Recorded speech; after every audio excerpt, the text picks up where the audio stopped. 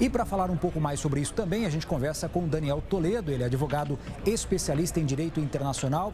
Muito obrigado por atender a Record News. Eu gostaria que o senhor falasse um pouquinho sobre essa questão dos atentados dentro de uma grande metrópole, como nos Estados Unidos, em Nova York. Quando isso acontece, quais são os procedimentos por lá? Boa tarde. Boa tarde, Thiago. Obrigado pelo convite novamente. Aqui em Houston, eu moro em Houston, trabalho em Houston, então a gente tem aí um impacto muito grande. Todos nós aqui nos Estados Unidos acabamos ficando surpresos com o que acontece, né? Hoje de manhã aqui nós estamos 1 hora a menos do que Nova York, então já acordamos de manhã com essa notícia e isso acaba chocando todo mundo, porque qualquer pessoa que está em grandes metrópoles e qualquer pessoa que pega metrô acaba se preocupando porque de repente não temos nada concreto ainda, mas obviamente Estados Unidos já tem aí um histórico de receio de ataques terroristas. Então quando você trata desse tipo de situação, isso é muito impactante para a população americana e para quem mora dentro dos Estados Unidos em grandes metrópoles.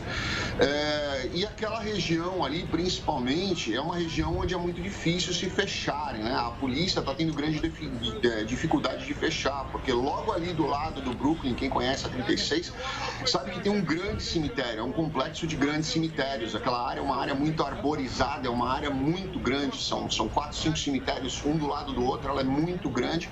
E do outro lado nós temos aí o canal, né, onde nós temos ali os terminais de acesso a barcos, navios e tudo mais. Ali é uma grande costa onde é muito fácil as pessoas se evadirem. Então não se tem certeza se foi um ataque terrorista ou não, e isso gera uma maior insegurança ainda na população que mora nas grandes capitais americanas. Agora, diferente aqui do Brasil, a posse de arma, ou pelo menos a compra desse armamento nos Estados Unidos é um pouquinho mais facilitado. Eu gostaria que você explicasse um pouquinho mais como é que funcionam as leis nos Estados Unidos, porque a gente está acompanhando esse caso de um homem que estava armado dentro do metrô e acabou atirando nas pessoas. Como é que funciona essas leis nos Estados Unidos para posse ou aquisição de armas? Ela não é bem como o brasileiro imagina, porque assim, Nova York, por exemplo, assim como Califórnia, são estados democratas onde existem restrições imensas à aquisição de armas, né? Então lá não era para acontecer esse tipo de coisa, porque as pessoas não deveriam ter realmente acesso à arma, e as pessoas que têm acesso à arma nos Estados Unidos, elas são obrigadas a passar por um background check. Em alguns estados, se você não tiver porte de arma, você é obrigado a ficar 7 dias sendo analisado pelo FBI, pela polícia local daquele estado. Então não é tão simples assim a aquisição de arma. Obviamente, essas pessoas que querem praticar crimes não são pessoas que compraram legalmente as suas armas. Então, principalmente aquela região do Brooklyn, ela é uma região um pouco mais violenta, ela é uma região tradicionalmente mais violenta, onde tem ali alguns pontos de tráfico de drogas e onde, obviamente, essas pessoas acabam tendo acesso a isso. Se você for ver esse tipo de crimes, onde em estados onde você tem realmente uma liberação de armas, como o Texas, que é onde eu moro, você tem aí uma liberação maior e tradição maior de posse e porte de armas, esse tipo de coisa não é comum acontecer. Eu não me recordo de ter aí algo semelhante a isso no estado do Texas recentemente. Então, varia muito, né?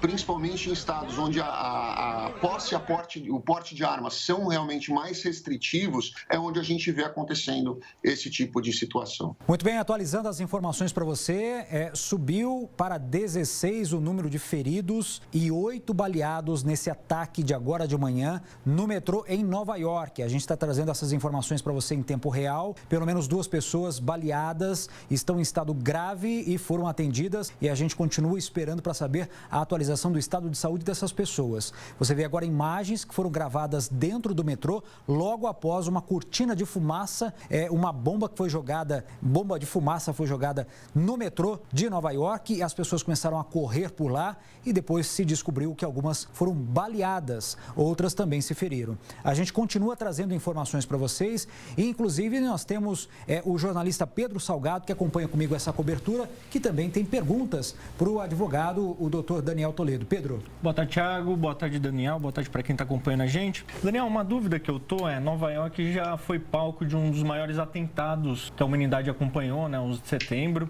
e acho que pode-se dizer que é uma metrópole castigada e traumatizada com isso. O que um ataque como esse de agora representa para um nova-iorquino ou até para uns Estados Unidos, porque estava no horário de rush, muitas pessoas no trem. Qual que é o impacto de um ataque como esse? Pedro, obrigado pela pergunta. Ele é um pouco diferente, né? Nós vamos saber qual vai ser o impacto disso na hora que terminarem as investigações que concluírem se foi realmente um ataque terrorista ou se foi um ataque de algum maluco que simplesmente resolveu pegar a arma, como aquele que aconteceu na igreja, como aquele que aconteceu na escola, e ele resolveu pegar a arma porque ele é revoltado com a vida dele e resolveu simplesmente se vingar da sociedade por causa disso. Infelizmente, nós temos aí um número de americanos que se suicidam. O número de suicídios dentro dos Estados Unidos ele é muito grande. E se você for olhar as causas desses números de suicídio, você chega à conclusão de que o americano ele cresce, nasce e vive a vida dele inteira por um único objetivo, que é o objetivo do sonho americano. Ele cria aquela imagem dentro da cabeça dele. Você vê muitas propagandas aqui de seja rico, seja bilionário, você tem que ir para a faculdade, e ele acaba se endividando. E chega num momento em que ele tenta criar esse mundo de ilusão dentro da cabeça dele e ele percebe que ele não tem para onde ir, não tem o que fazer, e ele culpa o governo por absolutamente tudo. Por isso que você vê aí uma bipartição de poderes políticos dentro dos Estados Unidos, né? Você tem aquelas pessoas que são extremamente capitalistas e você tem aquela pessoa que é extremamente dependente de financiamentos e não necessariamente ajuda pública, mas ela é extremamente dependente. Ela vive para pagar financiamentos e empréstimos que ela tomou.